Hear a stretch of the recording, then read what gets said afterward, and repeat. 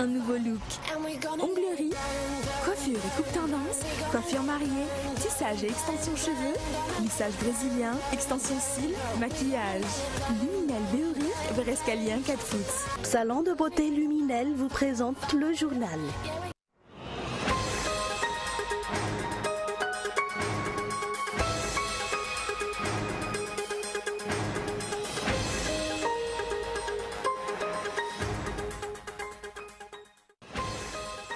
Les articles 54 et 72 de la Constitution passent à la trappe, comme la volonté de mettre fin au nomadisme politique. Évoqué négativement par la Haute Cour constitutionnelle, il semble que pour le président Adonarman Pian, seuls les chiffres comptent et que peu importe les moyens pour les gagner. Selon les observateurs, le chef de l'État ne cache plus le peu de cas qu'il fait des forces politiques. Le ministre de l'Artisanat, de la Culture et du Patrimoine, Brigitte Rassamuil, devrait démissionner de son poste sans plus attendre. Elle n'a pas su protéger un patrimoine typiquement malgache. Il ne reste plus rien des cendres du palais d'Ambujachim qui a pris feu la nuit dernière.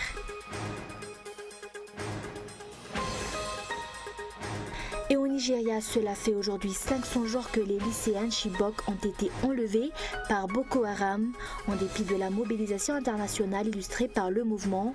Bring Back Our Girls reste sans nouvelles.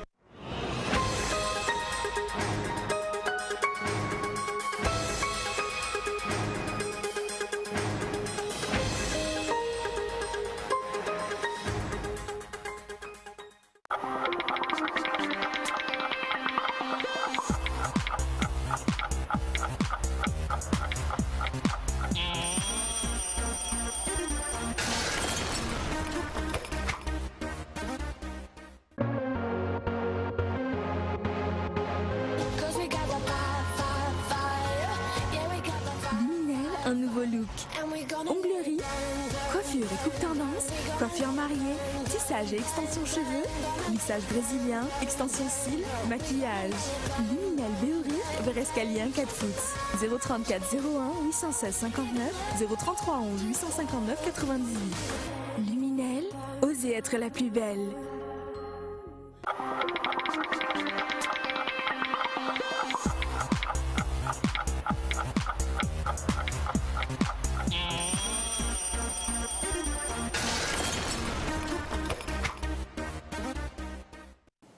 Bonsoir à tous et bienvenue dans ce journal. Exceptionnellement, nous ouvrons notre édition de ce soir avec un invité, Maxime du groupe Dépendance. Le groupe Dépendance constitué de danseurs professionnels de renommée internationale qui présente 2 spectacles en cette fin de semaine à Tenerife. Bonsoir Maxime et bienvenue dans le journal de Coup TV. Bonsoir, merci de m'accueillir. Et vous êtes à Madagascar depuis 2 jours maintenant. Avez-vous déjà pu tester votre cote de popularité?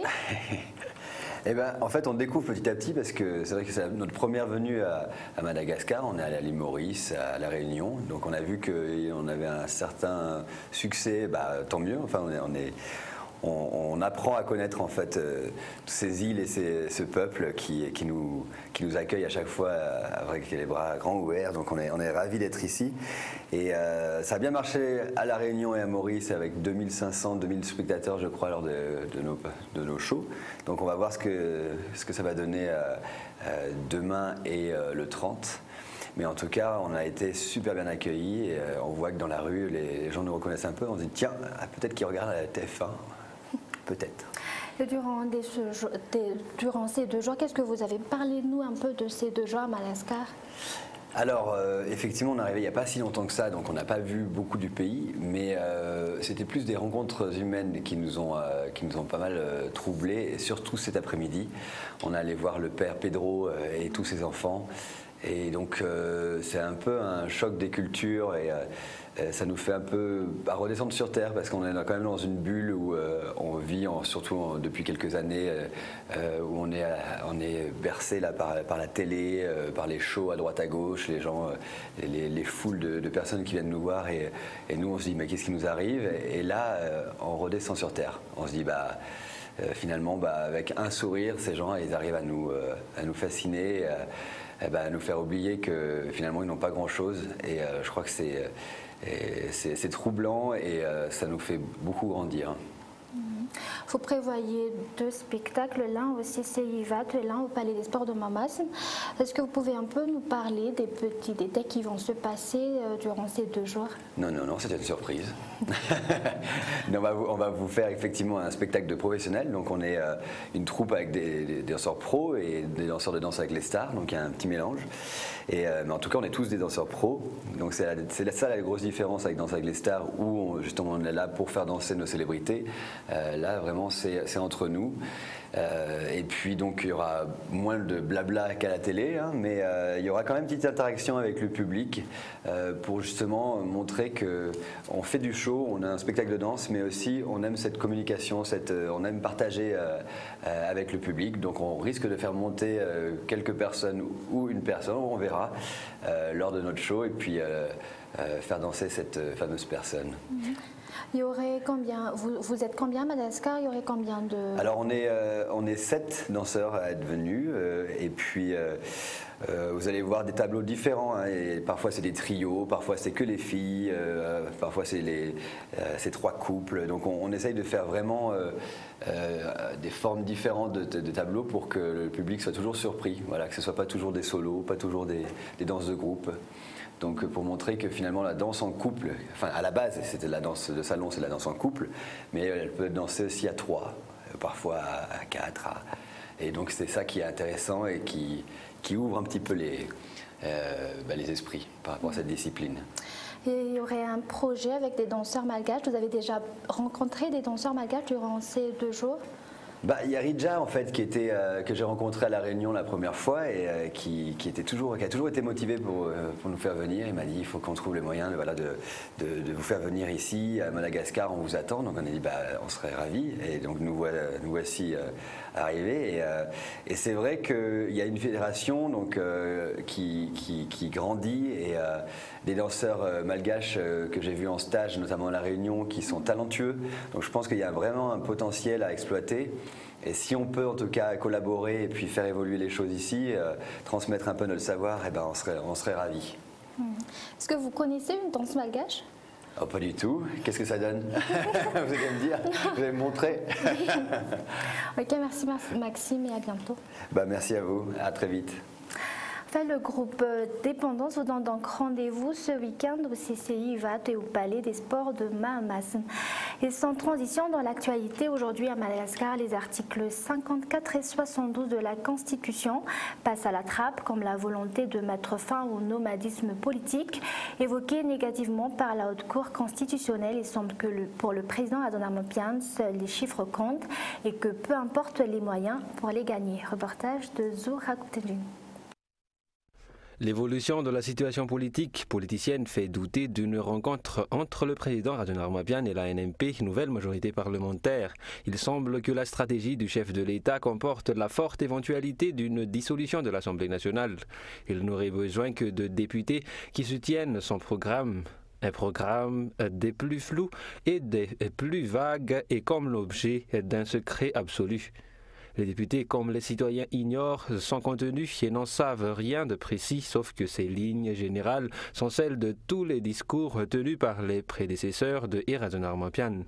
En 1 an et demi, il n'y aurait donc pas eu un programme convaincant sur la lutte contre la pauvreté ou le retour des financements extérieurs. À titre de rappel, le pouvoir a déployé beaucoup d'imagination pour sa communication.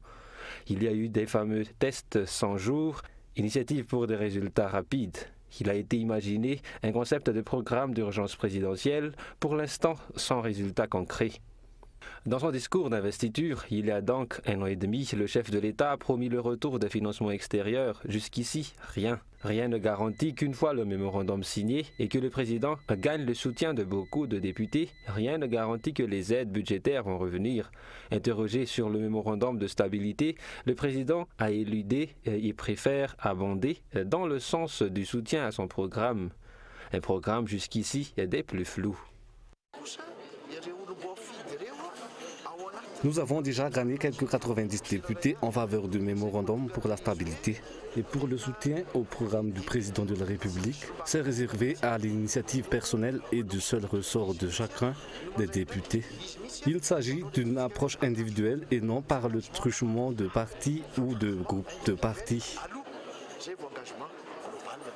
Selon les députés de la NMP, nouvelle majorité parlementaire, le programme du chef de l'État n'est pas centré sur les vrais besoins prioritaires du peuple. C'est pourtant la litanie d'usage à longueur des discours officiels pour la collecte de signatures. La majorité parlementaire issue des partis ou des groupements de partis se retrouve bel et bien jetée dans les oubliettes, en dépit des stipulations de la Constitution au terme de ses articles 54 et 72. Rien ne filtre sur l'avenir de la demande d'audience de la NMP adressée au président de la République. Jean-Marc Sarakoutoumamounz, président de l'Assemblée nationale, n'est plus joignable pour confirmer les chiffres avancés par le président de la République. Qui et combien ont signé le mémorandum de stabilité? Selon des sources, Jean-Marc Sarakoutoumamounz a quitté Madagascar ce jour, accompagné par Freddy Mazoas, vice-président de l'Assemblée nationale. Selon des députés de la NMP, ces deux personnalités seraient suspects d'avoir été financièrement intéressés dans l'opération de collecte de signatures. Combien coûte une signature? Et sur le plan économique, la haute saison touristique 2015 est compromise. La situation affectera également la haute saison 2016, expliquent les opérateurs du secteur. Les résolutions des problèmes de la compagnie Air Madagascar et de l'insécurité devraient être priorisées, s'alarme-t-il. Le deuil doit être fait sur l'objectif des 300 000 touristes pour cette année, se désole un économiste. Reportage. D'après les dernières statistiques de l'Instat, le nombre de touristes à Madagascar ne cesse de diminuer. Une baisse de 70% à Antranan, 30% à Nouspe, 56% pour l'Issal, 30% pour le Vac Nakaraj. Les hôtels subissent de plein fouet les séquences de la baisse, des opérateurs soupirent. Depuis le mois de juillet, 10 annulations de réservations sont enregistrées journalièrement. Le chiffre d'affaires connaît une baisse de 50%. Et avec la haute saison 2015, cette de 2016 est également en danger. Le ministre du Tourisme Ulrich Andjiantin a récemment affirmé que l'objectif des 300 000 touristes sera atteint sans problème. Une déclaration jugée absurde par les économistes. Si on fait un calcul rapide à propos des objectifs 2015 du tourisme à Madagascar, c'est-à-dire atteindre 300 000 touristes pour cette année. Et pour les 4 mois à venir, il nous reste 4 mois avant la fin de l'année. Nous attendrons encore donc presque 2000 touristes par jour. Est-ce que c'est réalisable? Je pense que c'est très difficile d'atteindre ça. Ou bien si on ferait seulement un miracle. Le monde du tourisme à Madagascar descend en chute libre de 400 000 touristes en 2004. Le nombre descend à 207 000 en 2013, 230 000 en 2014. Et pour cette année 2015, le chiffre de 200 000 touristes n'a même été pas atteint en fin de haute saison. Le ministre de l'Artisanat, de la Culture et du Patrimoine, Brigitte Samuel, devrait démissionner sans plus attendre. Elle n'a pu assurer la protection d'un patrimoine majeur de l'histoire de Madagascar. Il ne reste plus que des cendres sur le site de la colline royale d'Ambujachim qui a pris feu la nuit dernière. Arrivé sur les lieux cet après-midi, le Premier ministre Jean Ravenarive déclare que la politique ne devrait en aucun cas conduire à la destruction du patrimoine national. Reportage.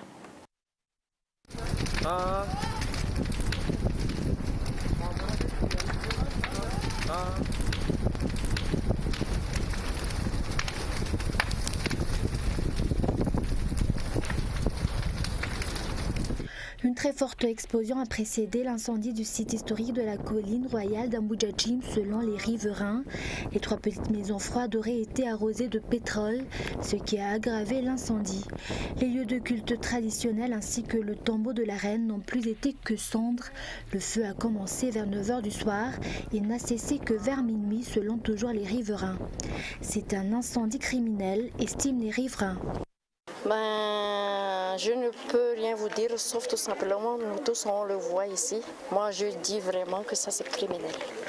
Parce qu'on a vu, on a trouvé des bouteilles de pétrole et même l'odeur de pétrole, ça reste encore. Non, je ne peux pas dire quoi que ce soit parce que je n'étais pas là hier soir. Je ne savais rien du tout, que seulement ce matin vers 7 h 30 par la radio que ici c'était incendié. Donc, pour dire tout simplement, c'est plainte contre X. Parce que le prix des choses, auparavant, ce n'est plus le même maintenant. Donc, vous voyez, 3 cases en bois avec les toits en roseau et tout ce qui était à l'intérieur qui sont partis en feu. On ne peut pas estimer combien, mais c'est de grosses sommes. Les pompiers ont tardé à venir, constatent les témoins. Cependant, ce n'est pas la première fois qu'on a essayé de mettre feu ce site patrimoine national. Venu sur les lieux, le Premier ministre ne veut pas établir un lien entre l'événement et la situation politique actuelle.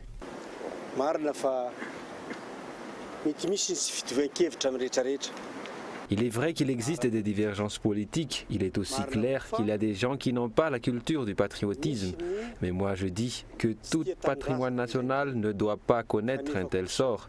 Tout le monde est libre de s'exprimer lors des élections. La politique doit rester dans l'arène des politiciens, mais détruire un patrimoine constitue un crime inacceptable. Après une première tentative, l'État aurait dû prendre des mesures pour protéger le site d'Amboudjadjim, ce qui n'était pas le cas. Le ministre du Patrimoine est dans le collimateur. Et sur le plan social, seuls 5% des patients atteints de la maladie des reins peuvent jouir d'un traitement d'après les dernières statistiques. Le traitement de cette maladie serait encore un luxe pour la plupart des patients malgaches. L'hôpital Agiera a reçu ce jour un appareil à dialyse pour traiter les graves maladies liées à l'insuffisance rénale. Reportage de Zou Ragutenjing. D'après les statistiques du service néphrologie, plus de 7000 personnes sont sujettes à l'insuffisance rénale. Le traitement de cette maladie coûte cher, surtout en phase persistante. Le traitement se fait tous les jours. La séance pourrait aller jusqu'à 200 000 ariars par jour. Jusqu'ici, seuls 8 centres peuvent prendre en charge cette maladie. Par conséquent, moins de 5% des patients peuvent jouir de ce traitement. L'hôpital Agiera a été doté de 7 nouveaux appareils à dialyse. Mais cette santé qui concerne particulièrement tout ce qui est maladie de rein, maladie rénale, reste très sensible au niveau de la population. C'est presque pour les Malgaches une maladie incurable. Incurable, non pas parce qu'on ne peut pas y apporter les soins nécessaires, c'est tout simplement parce que les coûts sont tellement prohibitifs. Par ailleurs, la peste fait son retour dans la partie est. Jusqu'ici, 8 morts ont été enregistrés à Muramang. Les responsables du ministère de la Santé se sont rendus sur les lieux pour voir de près la situation. À titre de rappel, Madagascar a reçu des financements de l'OMS, Organisation mondiale de la santé, dans le cadre de la dératisation. Et place aux actualités internationales au Nigeria. Cela fait aujourd'hui 500 jours que les lycéens de Chibok ont été enlevés par Boko Haram. Et en dépit de la mobilisation internationale illustrée par le mouvement Bring Back Our Girls, reste sans nouvelles. Reportage de France 24. Souvenez-vous, c'était le 14 avril 2014 à Chibok, dans l'état de Borno. Des islamistes de la secte Boko Haram faisaient irruption dans une école, enlevant 276 lycéennes qui passaient leurs examens. Quelques jours plus tard, 57 d'entre elles réussissent à s'échapper, alors que l'armée investit le secteur. Les islamistes publient sur Internet une vidéo montrant toutes les élèves voilées, récitant le Coran. Le leader du mouvement revendique l'enlèvement, annonçant que les jeunes filles ont été converties à l'islam, mariées de force ou vendues en esclavage. Les ONG ajouteront utilisées parfois comme bombes humaines pour des attentats. Aussitôt, le Nigeria se mobilise. Le président Goodluck Jonathan promet de retrouver les filles et un collectif crée le mouvement Bring Back Our Girl, rendez-nous nos filles. Le monde découvre l'affaire. Plusieurs personnalités se mobilisent alors pour dénoncer le kidnapping des lycéennes et réclamer leur libération. Michelle Obama est l'une des premières à faire entendre sa voix. Le Conseil de sécurité se saisit aussi de l'affaire qui scandalise le monde entier. Les enlèvements de centaines de jeunes filles et la multiplication des attentats revendiqués par Boko Haram au Nigeria sont révoltants. Nous les condamnons dans les termes les plus fermes et nous réitérons notre soutien ainsi que nos condoléances aux autorités du Nigeria. Mais depuis ce 14 avril, les lycéennes de Chibok restent introuvables. Pour des spécialistes de la sécurité nigérians, les otages de Boko Haram sont aujourd'hui mariés à leurs ravisseurs. Beaucoup ont tué avec eux des enfants. D'autres auraient été tués ou vendus comme esclaves sexuels au Soudan, à Dubaï ou au Caire. Alors pour ne pas oublier, les familles manifestent ce jeudi au Nigeria. Et à Vienne, les dirigeants européens ont retrouvé leur homologue des Balkans. Angela Merkel a reconnu que les Balkans Ouest faisaient face à d'énormes défis avec l'arrivée de milliers de migrants. Elle a servi de demande un plan d'action à l'Union européenne. On écoute tout de suite la chancelière allemande. Nous devons nous attaquer à la question des migrations dans l'esprit de l'Europe, dans l'esprit de la solidarité et vite. Il est également de notre devoir historique de donner un abri aux personnes dans le besoin. Tout le monde connaît la situation en Syrie et tout le monde connaît la situation dans les pays voisins de la Syrie. Donc c'est à l'Europe d'agir et d'aider.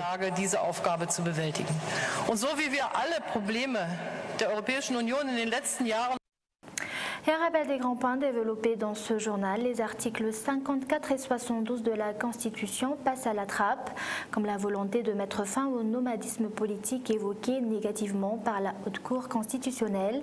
Il semble que pour le président Radon Armapian, seuls les chiffres comptent et peu importe les moyens pour les gagner. Et la haute saison touristique 2015 est compromise. La situation affectera également la haute saison 2016, expliquent les opérateurs du secteur. Les résolutions des problèmes de la compagnie Air Madagascar et de l'insécurité à Madagascar devraient être priorisées. Et enfin au Nigeria, cela fait aujourd'hui 500 jours que les lycéens de Chibok ont été enlevés par Boko Haram. Et en dépit de la mobilisation internationale illustrée par le mouvement Bring Back Our Girls, reste sans nouvelles. Voilà, c'est la fin de ce journal. Merci de l'avoir suivi. Excellente soirée sur Côte TV.